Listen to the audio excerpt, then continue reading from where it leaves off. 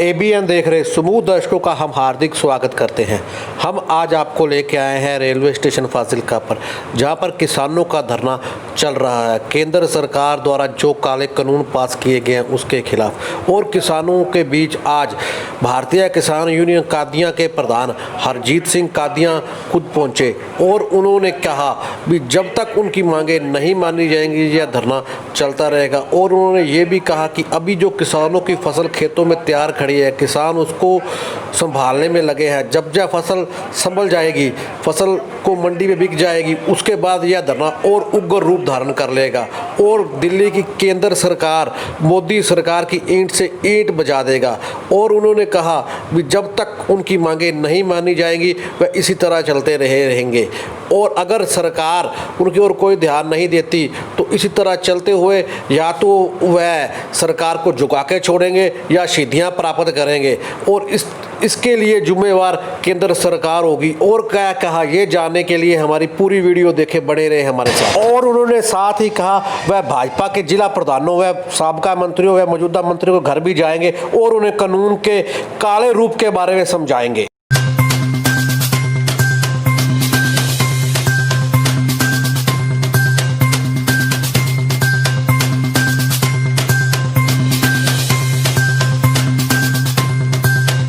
प्रधान जी, अज का विजिट का मुख्य मकसद की सीगा जी तुहाडा जिहड़ा धरने शमूलियत कीती जी तुसीं? ਅੱਜ ਜਿਹੜੇ ਅਸੀਂ ਫਾਜ਼ਿਲਕਾ ਚ ਆਏ ਆ ਤੇ ਸਾਡਾ ਚੌਥਾ ਦਿਨ ਹੋ ਗਿਆ 31 ਕਿਸਾਨ ਜਥੇਬੰਦੀਆਂ ਦਾ ਜਿਹੜਾ ਅਸੀਂ ਰੇਲ ਰੋਕੋ ਪ੍ਰੋਗਰਾਮ ਚਲਾ ਰਹੇ ਆ। ਬਾਕੀ ਅਡਾਨੀ ਅੰਬਾਨੀਆਂ ਦੇ ਜਿਹੜੇ ਵੱਡੇ ਘਰਾਣਿਆਂ ਦੇ ਸਾਡੇ ਇੱਥੇ ਪੰਪ ਨੇ, ਜਾਂ ਉਹਨਾਂ ਦੀ ਕੋਈ ਹੋਰ ਬਿਜ਼ਨਸ ਸਟੇਸ਼ਨ ਨੇ, ਜਾਂ ਉਹਨਾਂ ਦੀਆਂ ਚਿੱਪਾਂ ਨੇ ਜਿਹੜੀ ਫੋਨ ਚੱਲਦੇ ਸੀ ਸਾਡੇ, ਉਹ ਵੀ ਗੁਜ਼ਾਰਿਸ਼ ਕਰਦੇ ਆ ਵੀ ਸਾਰੇ ਬਦਲ ਲਓ। ਤੇ ਇਹਨਾਂ ਨੇ ਅੰਦਰ ਐਂਟਰ ਕਰਕੇ ਆਪਾਂ ਨੂੰ ਖਾਣਾ ਸ਼ੁਰੂ ਕਰ ਲਿਆ ਸੀ, ਪਰ ਸਾਨੂੰ ਪਤਾ ਨਹੀਂ ਲੱਗਿਆ। ਹੁਣ ਜਦੋਂ ਪਤਾ ਲੱਗ ਗਿਆ ਲੋਕ ਸਾਡੇ ਜਾਗ ਪਏ ਆ, ਤਾਂ ਇਹ ਅੰਦੋਲਨ ਅਸੀਂ ਹੁਣ ਲਾ ਰਹੇ ਆ। ਇਹ ਅਣਮਿੱਥੇ ਸਮੇਂ ਲਈ ਬੈਠੇ ਆ, ਕਿਉਂਕਿ 3 ਆਰਡੀਨੈਂਸ ਜਿਹੜੇ ਆਏ ਆ ਉਹ ਇਕੱਲੇ ਕਿਸਾਨ ਮਾਰੂ ਨਹੀਂ, ਸਾਰਾ ਬਾਜ਼ਾਰ ਮਾਰੂ, ਸਾਰੇ ਆਵਾਮ ਤੇ ਆਮ ਲੋਕਾਂ ਮਾਰੂ। ਕੀ ਲੱਗਦਾ ਹੈ ਕਿ ਜਿਹੜੇ ਕਾਨੂੰਨ ਬਣੇ ਨੇ, ਖੇਤੀ ਕਾਨੂੰਨ ਬਣੇ ਨੇ, ਤੇ ਕੀ ਕਮੀਆਂ ਨੇ ਇਹਦੇ ਵਿੱਚ? ਮੁੱਢਲੀ ਗੱਲ ਕਰੀਏ ਤਾਂ ਮੈਂ ਤਾਂ ਇਹ ਕਹਿ ਦਿੰਦਾ ਸਾਡੀ ਬਹਿਸ ਕਰਾ ਦਿਓ ਕਿਸੇ ਮਰਜ਼ੀ ਨਾਲ। ਜਿਹੜੇ ਵੀ ਸਰਕਾਰ ਪੱਖੀ ਗੱਲ ਕਰਦੇ ਆ ਵੀ ਇਹ 'ਚ ਖਾਸੀਅਤ ਕੀ, ਇੱਕ ਵੀ ਖਾਸੀਅਤ ਸਾਨੂੰ ਦਿਖਣ ਨਹੀਂ ਆਈ ਵੀ ਇਹ ਜ਼ਿਆਦਾ ਜ਼ਿਮੀਂਦਾਰ ਬਚ ਜਾਵੇ।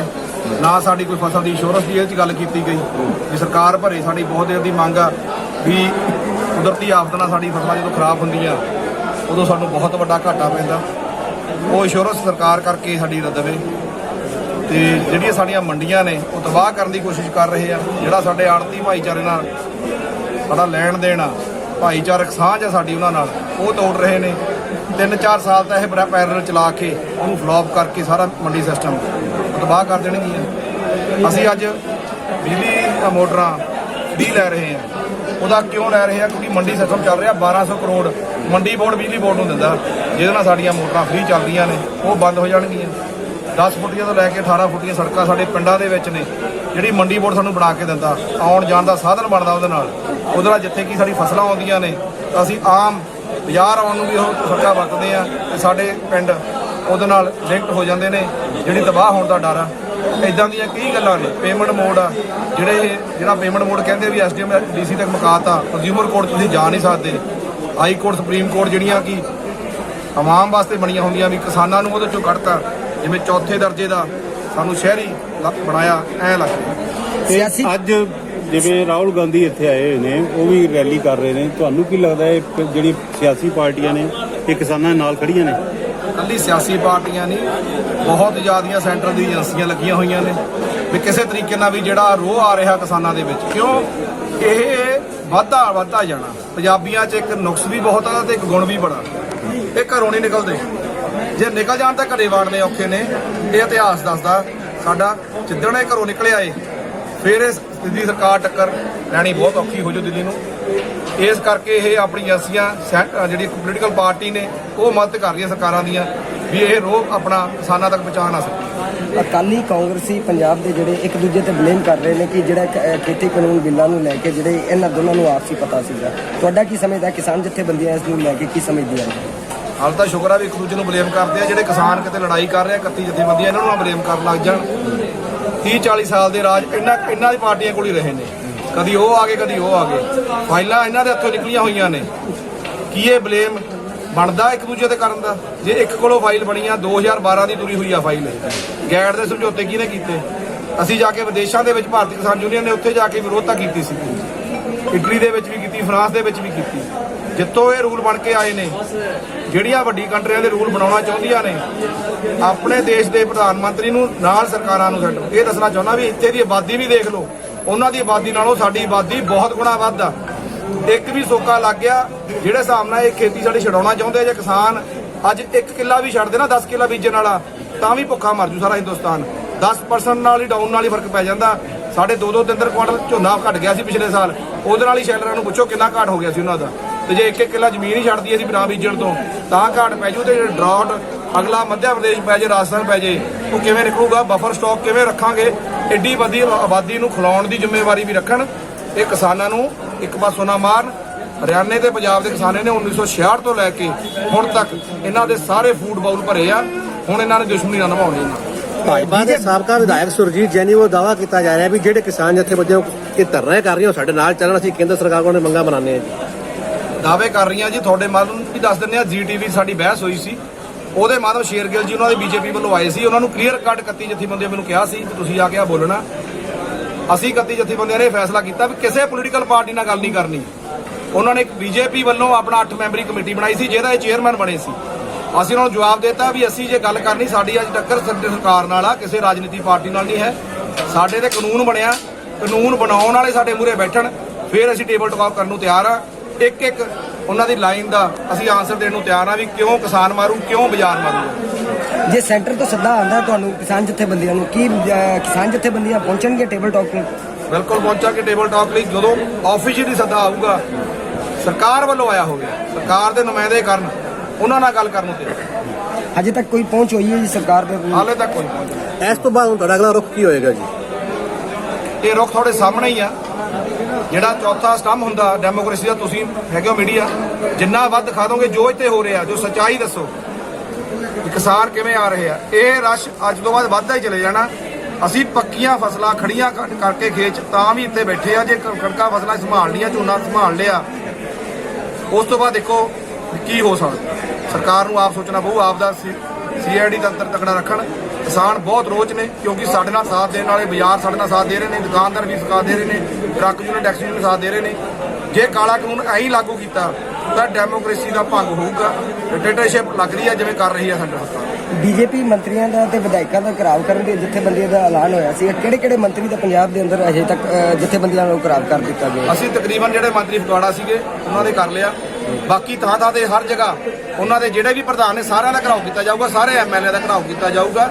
ਉਹ ਘਿਰਾਓ ਅਸੀਂ ਇਹ ਨਹੀਂ ਕਰ ਰਹੇ ਸਾਡੇ ਦੁਸ਼ਮਣ ਨੇ, ਅਸੀਂ ਉਹਨਾਂ ਨੂੰ ਦੱਸਣ ਜਾ ਰਹੇ ਹਾਂ ਵੀ ਤੁਸੀਂ ਪੰਜਾਬੀ ਹੋ ਪਹਿਲਾਂ, ਬਾਅਦ ਤੁਸੀਂ ਇੱਥੋਂ MLA MP ਬਣ ਕੇ ਮਿਨਿਸਟਰ ਬਣੇ ਹੋ, ਸਾਡੀਆਂ ਹੀ ਵੋਟਾਂ ਨਾਲ ਬਣੇ ਹੋ। ਤੁਸੀਂ ਉੱਥੇ ਬੈਠੇ ਪੰਜਾਬ ਦੀ ਆਵਾਜ਼ ਕਿਉਂ ਨਹੀਂ ਉਠਾਉਂਦੇ? ਇੱਕ ਪੋਲੀਟੀਕਲ ਪਾਰਟੀ ਦਾ ਸਾਥ ਨਾ ਦਿਓ, ਤੁਸੀਂ ਪੰਜਾਬ ਦਾ ਸਾਥ ਦਿਓ। ਲੱਗਦਾ ਕਿ ਪੰਜਾਬ ਦੇ MPਆਂ ਨੇ ਜਿਹੜਾ ਕਾਨੂੰਨ ਬਣਨ ਵਾਲੇ ਕੋਈ ਢਿੱਲ ਵਰਤੀ ਹੈ ਜੀ ਸੰਸਦ ਵਿੱਚ?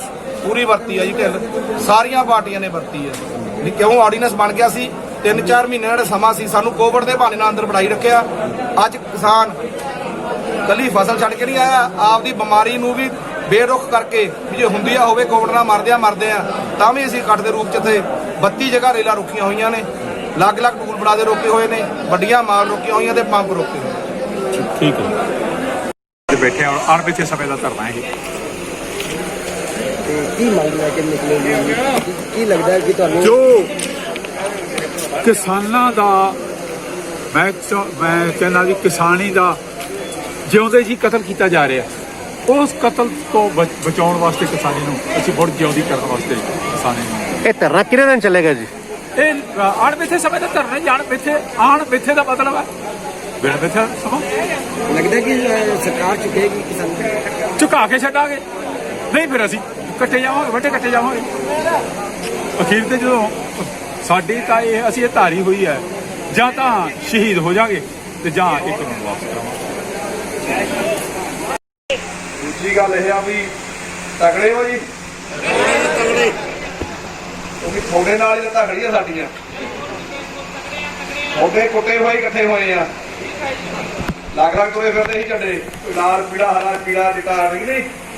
ਤੁਹਾਡੇ ਜਿਹੜੇ ਸੰਦੇਸ਼ ਜਿਹੜੇ ਉੱਪਰ ਗਏ ਨੇ ਤਾਂ ਇਕੱਠੇ ਜਥੇਬੰਦੀਆਂ ਇਕੱਠੀਆਂ ਹੋਈਆਂ ਨੇ, ਇੱਕ ਫੈਸਲਾ ਲਿੱਤਾ ਇੱਕ ਟਾਈਮ ਦਿੱਤਾ। ਇਹਦਾ ਤੁਹਾਨੂੰ ਨਿੱਕੀ ਜੀ ਗੱਲ ਦੱਸ ਦਿੰਦਾ, ਆਰਡੀਨੈਂਸ ਬਾਰੇ ਦਾ ਦੱਸਤਾ ਹੋਣਾ, ਤੇ ਮੈਂ ਜੇ ਕਹੋਗੇ ਤਾਂ ਉਹ ਵੀ ਵਿਸਤਾਰ ਕਰ ਦਾਂਗੇ 10-15 ਮਿੰਟ। ਪਰ ਜੇ ਪਿੰਡ ਦੇ ਵਿੱਚ ਨਾ ਦੋ ਭਾਈ ਹੋਣ ਕਿ ਉਹ ਲੜਦੇ ਲੜਦੇ ਹੋਣ ਤਾਂ ਆਪਣੇ ਵਰਗਾ ਘਰੋਂ ਕਹਿੰਦਾ ਜੇ ਤੂੰ ਮੇਰੇ ਘਰੇ ਨਹੀਂ ਆਉਂਦਾ, ਕਹਿੰਦਾ ਯਾਰ ਤੇਰੇ ਘਰੇ ਆਊਗਾ, ਦੂਜਾ ਭਾਈ ਕਹੂਗਾ ਯਾਰ ਵੀ ਉਹਦੇ ਘਰੇ ਜਾਣ, ਤੂੰ ਮੇਰੇ ਘਰੇ ਨਹੀਂ ਆਉਂਦਾ। ਆਮ ਗੱਲ ਹੋ ਜਾਂਦੀ ਆ ਆਪਣੇ ਪਿੰਡਾਂ 'ਚ। ਜੇ ਉਹਨਾਂ ਨੂੰ ਨੈਗੇਟਿਵਿਟੀ ਦਿਖਾਉਂਦੇ ਆ ਵੀ ਜਾਂ ਤੁਸੀਂ ਆਪਸ ਲੜ ਪੈਣਾ, ਤੁਹਾਡੇ ਨਾਲ ਕੀ ਬਣਾ ਕੇ ਰੱਖਣੀ ਆ, ਉਹਨੂੰ ਇਸ ਕੋਲੋਂ ਨਮੋਸ਼ੀ ਕਹਿਣੀ ਪੈਂਦੀ ਹੈ। ਪਰ ਦੂਜੇ ਲੋਟ ਜੇ ਕਿਤੇ ਉਹ ਦੋਨੇ ਐਨ ਇੱਕ ਧਾਗੇ ਚੋਂ ਨਿਕਲਦੇ, ਸੂਈ ਦੇ ਨੱਕੇ ਚੋਂ ਨਿਕਲਦੇ ਹੋਣ, ਤੇ ਸਾਰਾ ਪਿੰਡ ਜ਼ੋਰ ਲਾ ਕੇ ਵੀ ਦੇਖ ਲੈ ਤਾਂ ਵੀ ਸੂਈ ਦੇ ਨੱਕੇ ਦੇ ਵਿੱਚ ਰਹਿਣ, ਫਿਰ ਅੰਦਰੋਂ ਕਈ ਜਿਹੜੇ ਬਹੁਤ ਬੰਦੇ ਹੁੰਦੇ ਆ ਨਾ ਪਿੰਡ ਦੇ, ਉਹ ਖਾਰ ਖਾਣ ਲੱਗ ਜਾਂਦੇ ਆ ਵੀ ਇਹ ਯਾਰ ਇਹਦਾ ਇਕੱਠੇ ਹੀ ਬਾਹਲੇ ਨੇ, ਇਹ ਹੁਣ ਆਪਾਂ ਨੂੰ ਢਾਹ ਲਾ ਸਕਦੇ ਆ। ਇਸ ਤਰ੍ਹਾਂ ਹੀ ਤੁਹਾਡੀ ਜਥੇਬੰਦੀਆਂ ਦਾ ਫਿਰ ਲੱਗ ਤੁਰੇ ਫਿਰਦੇ ਸੀ, ਆਪਣਾ ਮਜ਼ਾਕ ਉਡਾ ਦਿੰਦੇ ਸੀ ਕਿ ਕੋਈ ਇੱਥੇ ਮੋਰਚਾ ਲਾ ਲੈਂਦਾ, ਕੋਈ ਉੱਥੇ ਮੋਰਚਾ ਲਾ ਲੈਂਦਾ। ਤੇ ਆਪਣੀ ਜਿਹੜੀ ਲੜਾਈ ਸੀ ਮੰਨਦੇ ਆ ਅਸੀਂ ਵੀ ਉਹ ਲੜਾਈ ਨਹੀਂ ਨੇੜੇ ਲੈ ਕੇ ਜਾ ਸਕਦੇ, ਲੱਗ ਆਪਾਂ ਨਹੀਂ ਕਰ ਸਕਦੇ। ਇਕੱਠਾ ਹੋ ਕੇ ਗੱਠ ਪੱਠੀ ਇੱਕ ਬਣਦੀ ਆ, ਇਹਦਾ ਸਬੂਤ ਤੁਸੀਂ ਦੇਤਾ। 15 ਵਾਲਾ ਵੀ ਆਪਣਾ ਕਾਮਯਾਬ ਰਿਹਾ, 25 ਵਾਲਾ ਬੰਦ, ਖਾੜਕੂਵਾਦ ਵੇਲੇ ਵੀ ਵੱਡੇ ਸ਼ਹਿਰ ਨਹੀਂ ਬੰਦ ਰਹੇ, ਤੇ ਆਪਾਂ ਇੱਥੇ ਹੱਥ ਜੋੜ ਕੇ ਬੰਦ ਕਰਾਇਆ ਵੀ ਸਾਰੇ ਮਰਦੇ ਆ, ਢਿੱਡ ਤੇ ਪੈ ਗਈ ਆਪਣੇ, ਤੇ ਸਾਰਾ ਬਾਜ਼ਾਰ ਬੰਦ ਰਿਹਾ, ਸਾਰਾ ਪੰਜਾਬ ਬੰਦ ਰਿਹਾ। 1 ਤਰੀਕ ਤੋਂ ਲੈ ਕੇ ਹੁਣ ਤੱਕ ਕਿਤੇ ਸਰਕਾਰਾਂ ਨੇ ਜ਼ੋਰ ਨਹੀਂ ਲਾਇਆ ਹੋਊ ਸਾਡੇ ਤੇ, ਰਿਦਾ ਰੋਕਣੀਆਂ ਨੇ, ਪਰ ਇੱਕ ਵੀ ਜਥੇਬੰਦੀ ਹੀ ਨਹੀਂ ਹਿਲਦੀ। ਇੱਕੋ ਫੈਸਲਾ ਕਰਕੇ ਤੁਰੇ ਹੋਏ ਆ ਕਿ ਇਸ ਵਾਰੀ ਜੇ ਕਿਹੜਾ ਵੀ ਪੈਰ ਥੜਕ ਗਿਆ ਉਹਨੂੰ ਲੋਕਾਂ ਨੇ ਮਾਫ ਨਹੀਂ ਕਰਨਾ। ਉਸ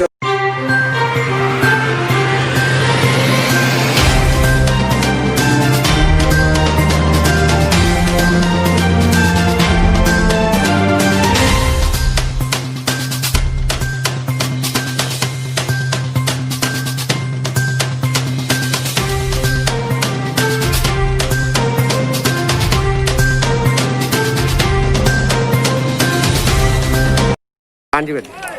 मेरा नाम सुमित्रा, मैं फाजिलका ਦੀ ਰਹਿਣ ਵਾਲੀ ਹਾਂ। ਇਹ ਕਿਹੜਾ ਕਿਸਾਨਾਂ ਨਾਲ ਕਾਲੇ ਕਾਨੂੰਨ ਬਣੇ ਨੇ, ਉਸ ਵਾਸਤੇ ਲਗਾਤਾਰ 1 ਤਰੀਕ ਤੋਂ ਲੈ ਕੇ ਅੱਜ ਤੱਕ ਧਰਨੇ ਵਿੱਚ ਸਾਡੀ ਪੰਜਾਬ ਇਸਤਰੀ ਸਭਾ ਵੱਲੋਂ ਅਸੀਂ ਬੀਬੀਆਂ ਅੱਜ ਦੇ ਕਿਸਾਨਾਂ ਵਿੱਚ ਜੋ ਉਹਨਾਂ ਨਾਲ ਧੱਕਾ ਹੋਇਆ ਹੈ ਕਾਲੇ ਕਾਨੂੰਨਾਂ ਵਾਲਾ, ਉਹਨਾਂ ਦਾ ਅਸੀਂ ਸਾਥ ਦੇਣ ਵਾਸਤੇ 1 ਤਰੀਕ ਤੋਂ ਲੈ ਕੇ 4 ਤਰੀਕ ਅੱਜ ਹੋ ਗਈ, ਕਿੰਨੇ ਦਿਨ ਵੀ ਧਰਨਾ ਰਿਹਾ। ਅਸੀਂ ਲਗਾਤਾਰ ਇਹਨਾਂ ਦਾ ਸਾਥ ਦਿੰਦੇ ਰਵਾਂਗੇ, ਦਿੰਦੀਆਂ ਵੀ ਆ।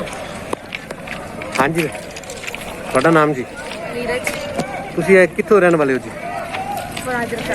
ਤੁਸੀਂ ਇੱਥੇ ਕਿਉਂ ਆਏ ਹੋ ਜੀ?